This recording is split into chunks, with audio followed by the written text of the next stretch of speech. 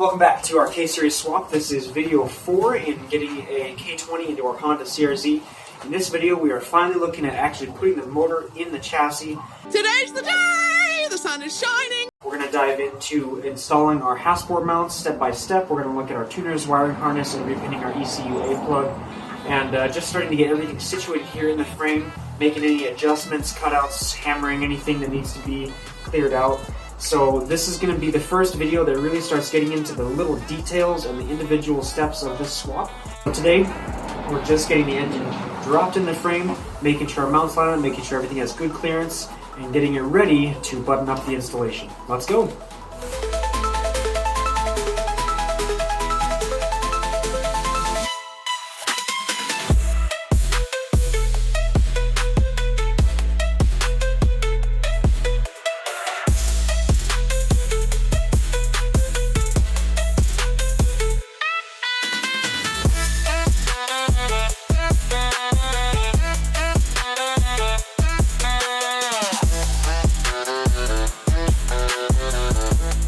Now, it is very important to remember that once you are getting the engine in there, you're not going to want to take it back out. If there's any maintenance you haven't done yet that you want to, anything that needs to be changed, do it now before you get everything mounted back in. It's better than taking the time to lift it back out, do the maintenance again, put it in, or decide to try and do the maintenance with it mounted and everything being harder to reach. Double check that everything you want to do with the engine is done now. Okay, let's touch on exhaust really briefly. Your engine may have come with this, it may not have, but here's the exhaust header on our 09 Civic Si engine. Now, Hasport says you can use this factory header, however, you will need to remove the OEM front sway bar here. Now, depending on your application, if you're building for a track or, what have you, you may already have removed that on purpose. You may, run stiffer springs or whatnot. If you're doing this for more of a street application and want to keep your sway bar, you're probably going to have a custom exhaust made, and we're going to do an entirely separate video on that as well. Now, when we're lifting our drivetrain into the engine bay, we have several potential brackets here that we can hook a chain onto. There's some on the other side as well, and that's what we'll use to mount this up in the engine. But before we lift this and start lowering it in, we do have a few mounts to pre-install. One important thing to keep in mind as we're getting our mounts ready here is not to torque stuff down just yet. As you'll see, there's a little bit of play in every mounting hole. This is to make sure we can get everything lined up well. So we want the bolts and nuts we put in here to just be finger tight, so we still have room to slide the brackets around, align everything correctly before it's really torqued in. One other thing you're going to notice when we go to mount our engine in the brackets is that you have two different holes on each one. The K20 engine is going to mount in the upper hole here. The K24, which is slightly taller, should mount in the lower holes if that's what you're doing. Now, I picked up this ZFK1 mounting kit secondhand, so I don't have the paper instructions for this kit, but I do have the images that Abdul's guide has on the forums. He was gracious enough to take pictures of the instructions he received and post them. So I've got them on my tablet here to use while I'm doing this, and I will put them on screen as well as I read through each step of what I'm doing. One thing that is very important to keep in mind is that each of our mount components has its own specific size and length of bolts, as well as amounts of washers required. So it's very important that we unpack this in the way shown here. We set our individual bolts and washers with the mount they go with so we don't get them mixed up. Our first mount is going to go on the passenger side frame rail here. It's going to bolt right to the stock location using 3 of these 30mm M12 bolts with a washer.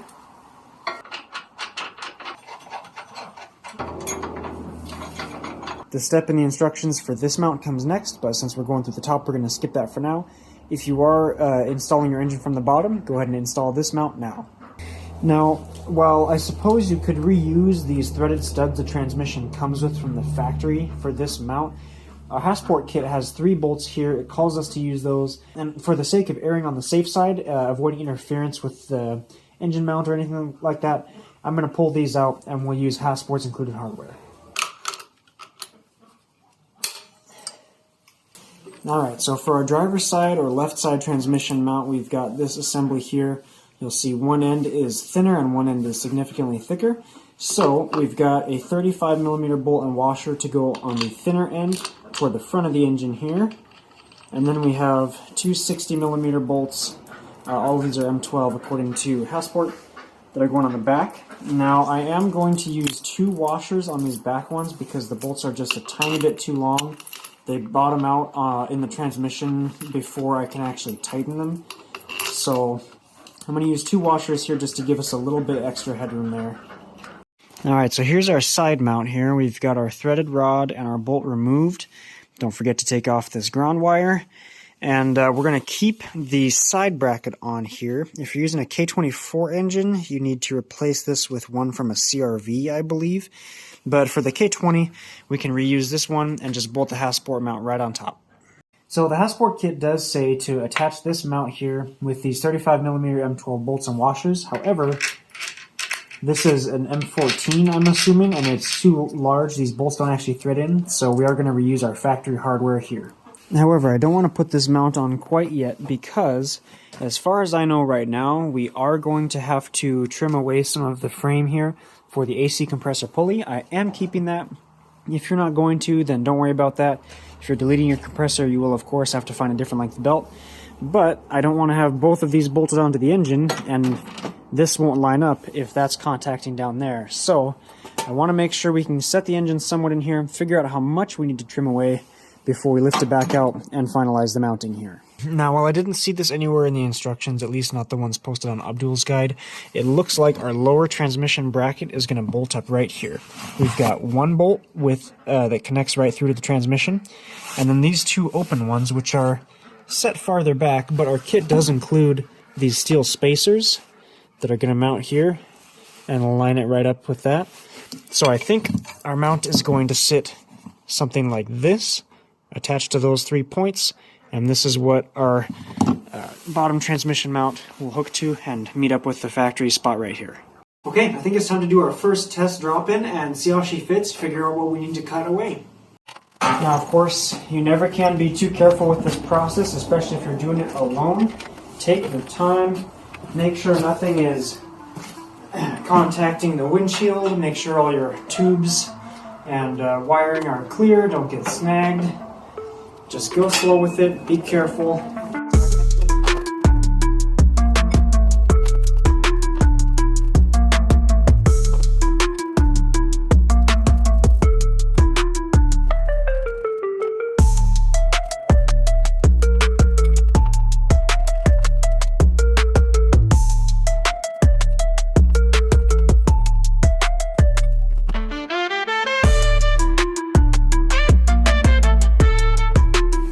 Let's give you an update on the fitment in the engine bay. Now, right now, the engine is leaning back slightly, so it's not in the ideal position, but I'll show you what we've got going on here. In the back, our exhaust manifold, our OE one, is starting to touch our brake lines here. You can see we've still got a ways to go down with the engine before it gets to the mounts, but we also need to go forward a bit. And we can see here that our AC compressor pulley and belt are riding on this area on the frame, so we do need to clear out some of this space down here. Now, if I lowered the engine down farther and got the exhaust manifold to the header here to clear the brake lines, we could maybe sort of scoop the back of the engine under those, tilt it forward, give us enough space to drop this down, but I don't want to risk it. I don't want to bend or damage my brake lines, so we're going to pull this back up and do a little bit of trimming and see where that gets us. It's just going to be a trial and error process for a little bit.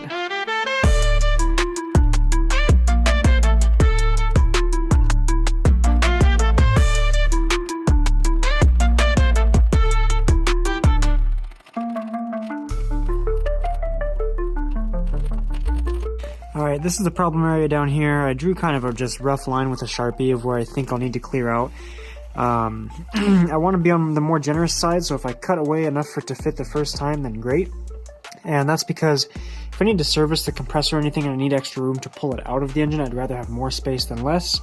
And the fewer times it takes me to get this right, the better. So I'm going to go for a lot of material. Now, you can reach in here and just kind of hammer this all in, you know, dent it inward and give yourself some room. But my car's on stands and I'm not 100% sure I feel safe doing that, so I may just end up getting the angle grinder out and cutting this completely out, which, you know, having less metal in here will reduce the structure somewhat, so we'll see what path I end up taking.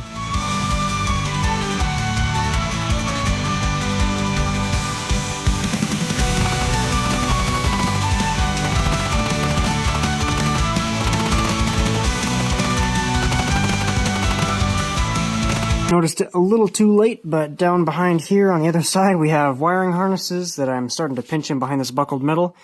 Do not do what I do. Pull these out first before you start hammering / cutting this in. Alright, with the wiring out of my way, I think I've got this about hammered out where I need it. Give you a few different views here so you can kind of see the shaping of the cutout here. Like I said, fairly easy to hammer. One thing you'll want is some spray paint, ideally color matched, but if not, get close enough. If you're hammering, you're going to leave a lot of marks, obviously, through the paint to bare metal. Even if you're cutting, you're going to have bare metal edges, so it's always a good idea to sand and throw a little paint on there just to give it some rust protection. But I think we got enough space now, so what I'm going to do with the engine, I am actually going to completely remove the exhaust header, and I may try to fit it back on once the engine's in, but just for the sake of clearance and easy lowering in there, I'm going to take the whole header off of here.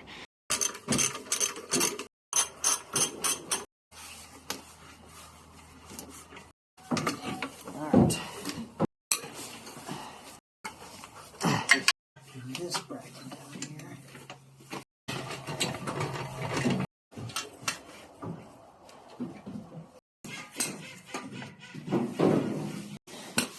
So to get this engine mount off, we take out the 19mm bolt here first. There's 4 17mm, but the one down in this corner is blocked. So take this 19 out first, remove the centerpiece of the mount, then we can take off those 4 bolts and remove the rest. You could leave it on there, I suppose, but there's not much point.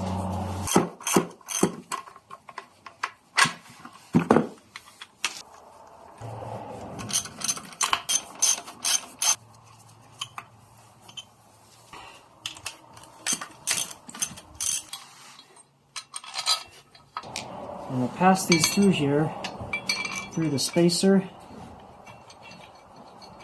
right into the transmission.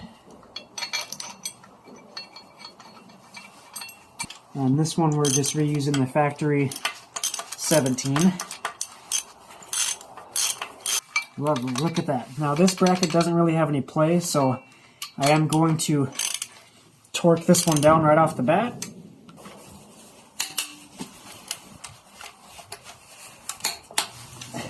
Now our lower center mount down here is going to reuse the stock CRZ bolt and nut, so make sure you've kept that. Also keep in mind it does say which side is the top side or facing up. Now I'm not going to bother torquing this down either until everything is set in stone. We just want to make sure it's easy to line up the parts that we have, so we're not unbolting anything or just trying to force stuff to move where it's not ready to. We don't want to bind anything. So on the engine here, there's originally this threaded stud, which I could not seem to find the nut for, so I took the mounting bolt off of one of the old CRZ ones. It's the same thread. We'll just use that here instead with this spacer. Now another thing that we received with our Hasport kit was 2 of these, and they're extra thick. They look like washers. They'll fit over even the M14 bolts we have here. But the other side is threaded, and I didn't see a mention of these in the instructions either, so I wasn't sure what they were for. But on the chassis, I saw the chassis ground straps and was realizing that's probably something. We'll take out a regular washer and put this in here instead, and bolt the other end of the ground wire to that using the factory little 10mm screw. And that way we've got a ground that'll bypass the urethane bushings here and stay continuous. So I think I will probably put one on the back here where I had to use the double washers anyway. We'll just pull both of those out and put one here, and one on this bolt right here on the front mount. Real quick, there's that section we hammered out and shot with a quick coat of paint. Turned out really nice. Hopefully everything fits.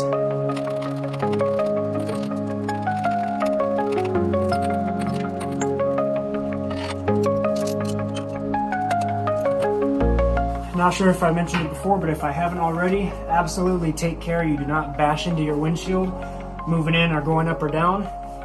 You don't want to have to replace that for no reason, just be careful.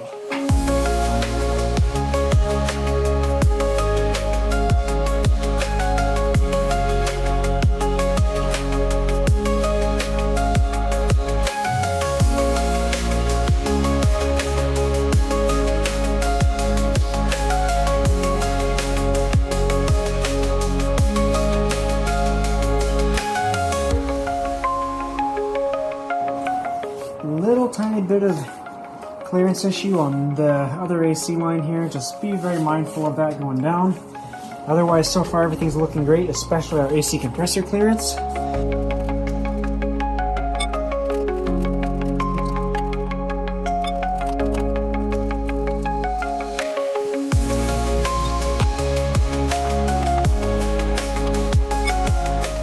Small snafu here, the side bracket, the transmission is right up against the frame, so we don't actually have room to put the bolt in on the bottom side.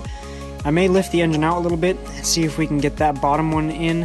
It's going to be kind of a tight puzzle. I'll let you know how it goes.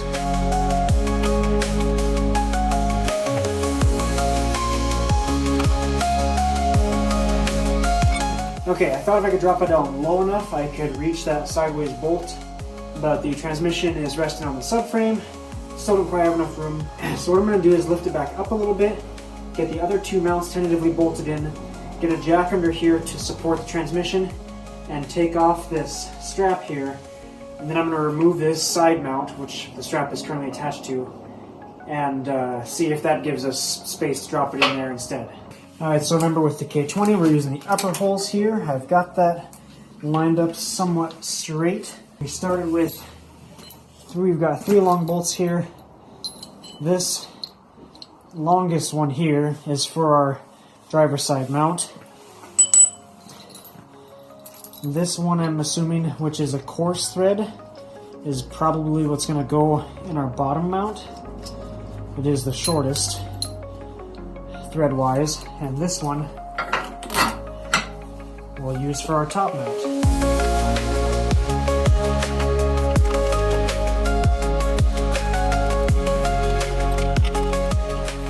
So what I've done here, using a combination of the support jack beneath and moving my strap mounting point to the front side of the transmission here, I'm going to lower this down as far as I can, remove this mount for now, and see if that gives me enough access to this bolt hole in the frame. That's the only one that is concealed. Once that is in, holding in this mount temporarily, we can get the rest of it thrown back together. Based on where my cable's at, I also think I'm going to move that little ground cable washer to this front mount and just stick with the double washers on the back too. We'll see where that gets us. So with that out of the way, I do have very easy access to this bolt location down here. To summarize, don't put this transmission bracket on yet. Put the other two on, lower it in, get one side bolted in, support the other side, and then put this assembly on before lifting it back up and getting the rest put together.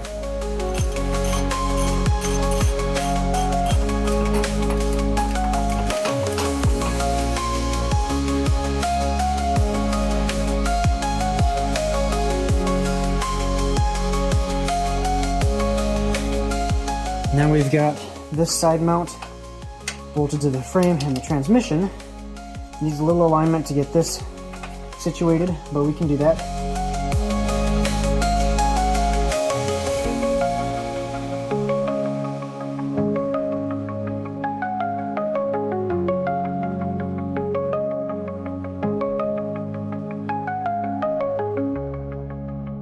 If you're wondering about the compressor clearance, there is plenty. In fact, I hammered out probably way more than I needed to.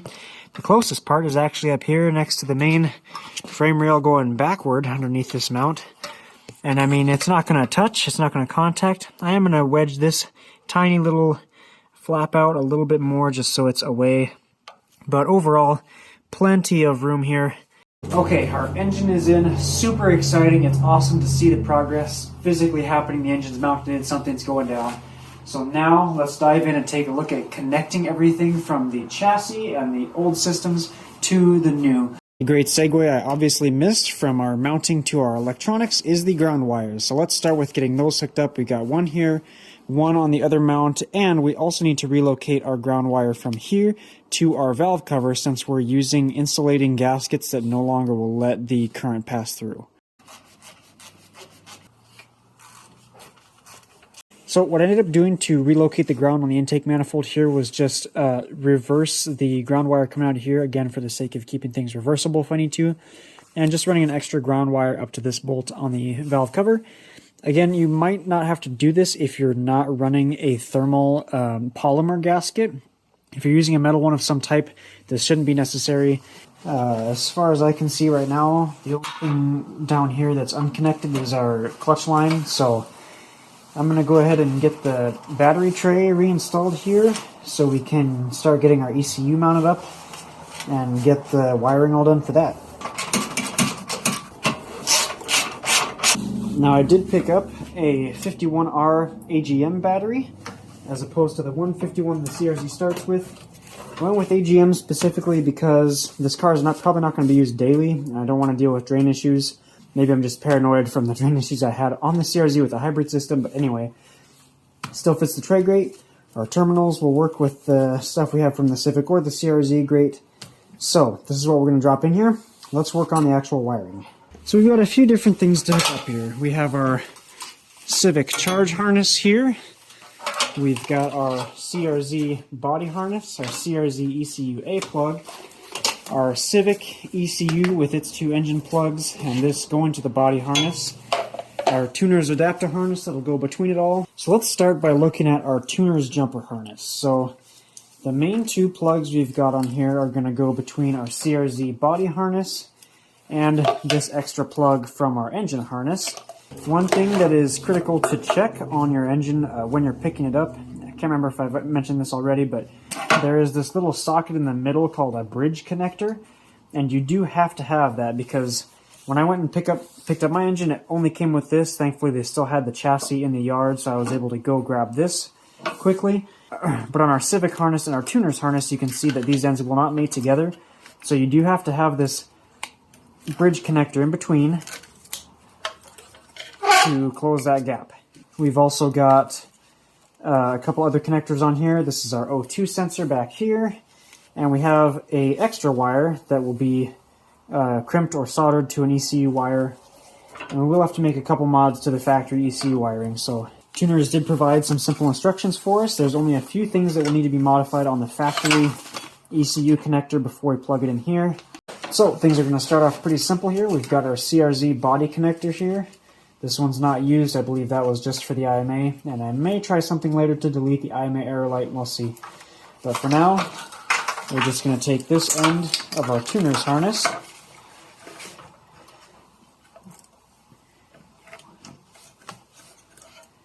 socket it in until this arm latches shut. Perfect. Coming out of the other end of our harness, we've got our connector for the engine side. Again, there's going to be alignment tabs inside and out on this plug, so it'll only go in one way. Make sure you push it to hear that locking tab click. I think I've said it before, but I'll say it again. It is important you watch through this whole video series, or at least the recap at the end, to make sure that you're not missing any steps. For example, as far as I know right now, this cut wire on my charge harness here that came with my engine goes up here to my starter. But our tuner's harness, this is where the starter wire is on the CRZ body harness. So we have this pigtail here, which comes all the way out to a plug here, which seems like it should connect right there and make that plug and this plug on the harness not needed. So that's what I'm going to do for now. If I learn different in the future, I will of course put that somewhere down the line in a video and you'll know. To unplug these connections, we just have a little tab down here at the back. We press down and it comes straight off. There we go. If you do have plugs like this that end up going unused on a harness, whether it's this one, the hybrid one on the CRZ, something like that, I do always recommend finding a mating plug, putting a blank silicone or filling it with glue in the back and using it to cap this off, just to keep dust and water out should you ever need to reuse them in the future. I'll do the same for this one, and I'll try to put the information on screen, the official part numbers that you would need for the housing, contact, and seal. That way you can purchase your own, source them wherever you like, and just help keep it sealed up that way for future use if necessary. So now let's take a closer look at depinning or repinning the ECU plug. If you're building your own wire harness and you're not using something from tuners, this is absolutely something you'll want to be familiar with. If you are using tuners, there's still 3 or 4 wires we need to remove and relocate. Alright, with our locking arm in the up position as if this were plugged in, I'm going to start off by removing this plastic cover on the back here so we can peel away some of our wire loom and get access to the wiring inside.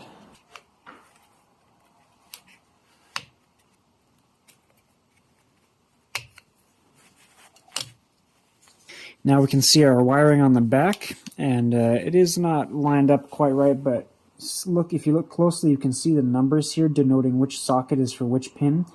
Keep that in mind. It's going to be very important when you're locating the wires you need to remove. Make sure you're pulling out the right ones and double check your numbers each time.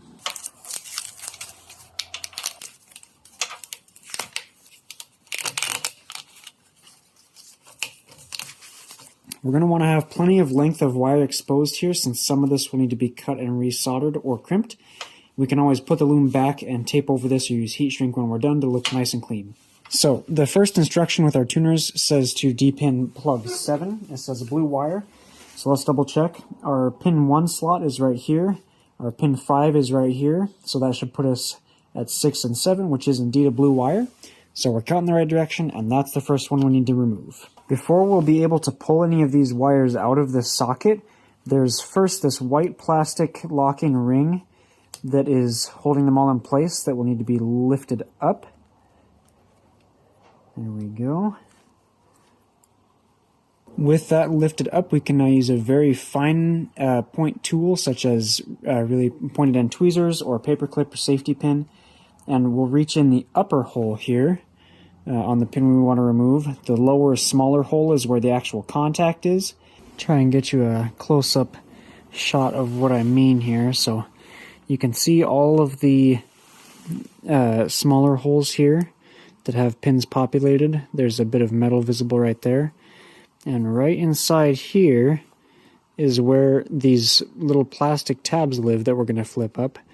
And they're still present even on the ones that don't have a wire. But that's what we reach in and lift up with this tiny tool. So we're just going to slide this in and lift up on that plastic.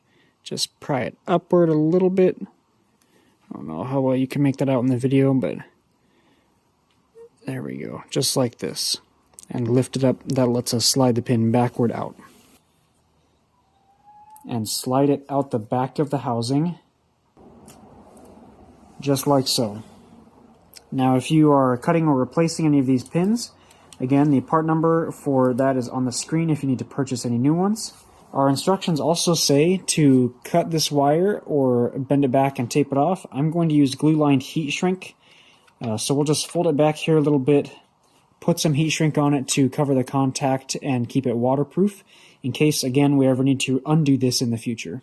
You may also notice, looking closely at the back of our socket here, positions in this connector that don't have a wire being used have a tiny yellow silicone or rubber plug in them to prevent water or dust getting into the electronics. I would highly recommend trying to scavenge some from your CRZ plug if you're leaving any empty holes.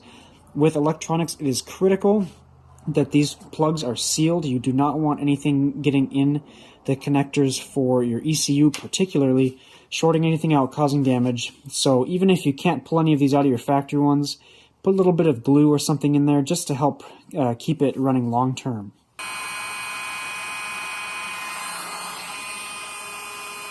I love this glue line stuff because as it shrinks down, the glue inside melts and fills in any voids and definitely helps keep this as watertight as possible. Next up, we're looking for pin number 12. We're going to remove this and solder it to the extra wire that came off our jumper harness here. Now, the end of the top row ends at pin 9, which makes this 10, and the light green wire we need to remove is this light green one right in here.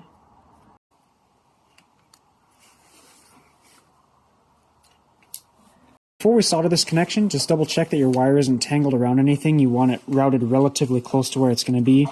For example, I already have our ECU connected here. Here's our harness and the wire coming out of the tuner's jumper. So this is going to follow the harness along and come back behind the ECU here and connect to our A plug. So just make sure it's not tangled around anything, because once this is hard connected, if you don't use some kind of spade terminal or something else, you won't be able to untangle it or loop it around things.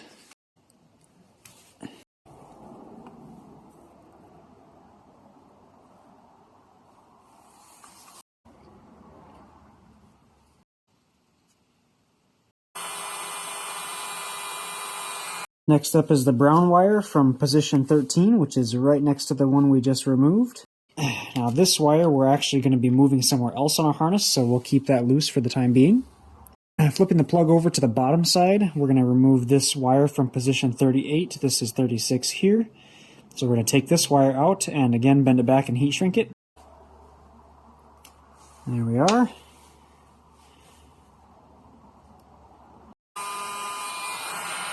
And finally, we're going to remove the red wire from pin 39 right next to the one we just pulled out. And position 39 is where this brown wire is going to get inserted into. Alright, a note from the editor's desk here. I mentioned earlier that there are two different sizes of pins in these ECU plugs. You have your 0.6mm and your 1mm pitch. All three middle rows, including this brown wire we have, are the 0.6mm pitch, while the top and bottom rows, such as the white and red wires we just removed, are the 1mm pitch. Now, it doesn't sound like a lot, but this is a slightly different size for both the receptacle as well as the pin on the ECU side. Now, in this step, I just left the pins on as they were.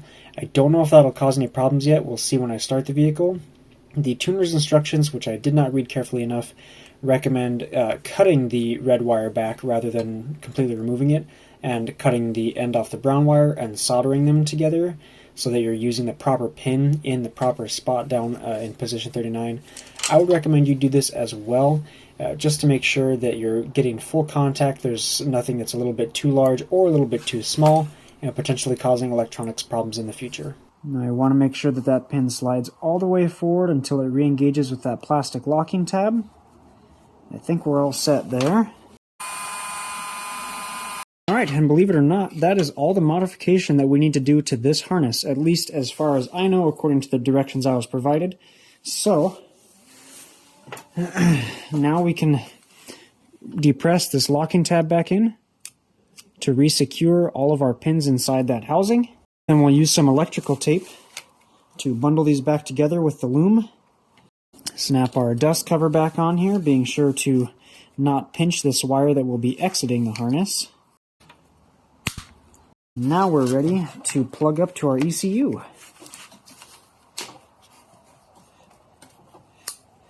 With this portion of the wiring done, I'm going to get our ECU mounted up to the bracket here, just like so. We'll attach this. This is our CRZ ECU bracket. The mounting points on the actual ECU are the same.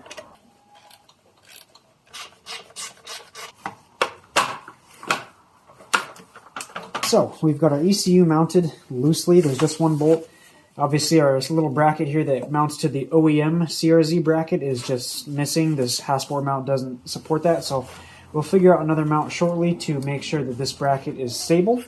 But as for now, we've got our wiring harness here, which will of course get zip tied and tucked around so it's not in the way of anything else. I'm going to leave it loose for now just so I still have room to work. I'm also not going to put in the battery just yet because we still have to modify our charge harness. So our Civic charge harness, we've got our battery positive terminal. This goes directly unfused to the starter motor, as well as this wiring here, which went to the factory Civic fuse box. Now on our CRZ, here's the original harness here.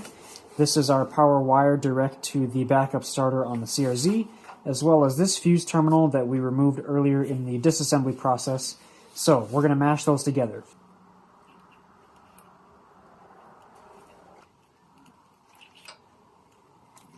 Alright, lifting off this plastic casing here around the positive terminal assembly. So we can see we've got a white wire coming from the starter to this unfused terminal, as well as a black wire which is crimped to the same terminal running forward to the fuse box in the Civic. That we don't need, we're going to chop it off of here. This other black wire that runs straight across is what we're going to reuse on that other terminal of our CRZ fused battery harness.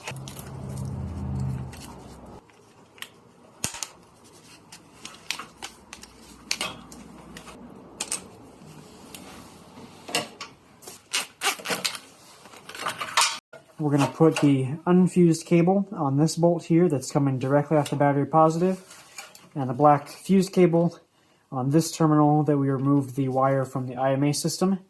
That's going to take this place here. So, if you want, you can cut the ends off this cabling and attach your own terminals. What I am planning to do is just trim this down and drill a hole in it so I can mount it to that bolt. I'm not too worried about how it's going to look or anything like that.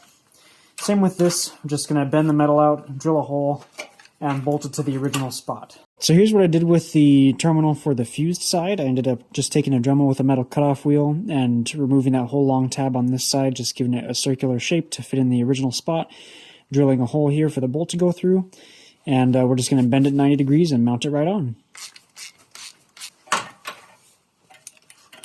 For the unfused terminal, it's just more of the same story. A bit of cutting, a bit of hole enlargening, a bit of bending, and we're all set. So I'm reusing the factory CRZ battery post mount here, combined with the Civic, bent and mounted onto the same bolt. And just like that, we've got power ready to go. Okay, so our 151R will sit perfectly right here. Positive battery terminal, plenty of cable to reach from all the different sources. We can even try and reuse our CRZ, the red plastic cover here. Ground cable, obviously, will reach just fine. So that's where we're going to situate our battery. And as I said, I'm going to leave all of this wiring relatively loose until we're actually finished with the rest of the install and tie it down just in case things need to be moved out of the way. But that is the electronics mainly done up here. Okay, well that about wraps it up for this video. So we've got the whole engine mounted in here, which is awesome. It's super exciting. It fit great. Plenty of clearance on the front and the back, and even on the side with the transmission. And we also got most of the electronics wired up. Again, the O2 sensor, we'll cover that in the future exhaust-specific video. But all the rest of the ECU and everything is pretty much hooked up how it'll need to be. So in the next video, in part 5, we're going to take a look at everything tubes. We'll look at the clutch line, we'll look at the fuel line, all the coolant lines and the stuff passing back to the heater in the car. Probably shift cables will get taken care of in that video as well. I don't know that I'll touch on the AC lines, that I'll probably save for its own dedicated video. But that's about all there is for today. So I hope the information I presented here was thorough enough for you. If you're following along on your own swap, remember to watch the future videos as well before you start buying parts and diving in. If I made any mistakes here or things need to be corrected to run properly, that will be updated in future videos. So get all the information you can first, and until part 5, thank you for watching. Tools and parts laying all around. I got the hood up and the engine on the ground. Lowering the Honda up in the HP. Heart surgery with the K20Z3. Switching motors, tuning tight. Racing fast into the night.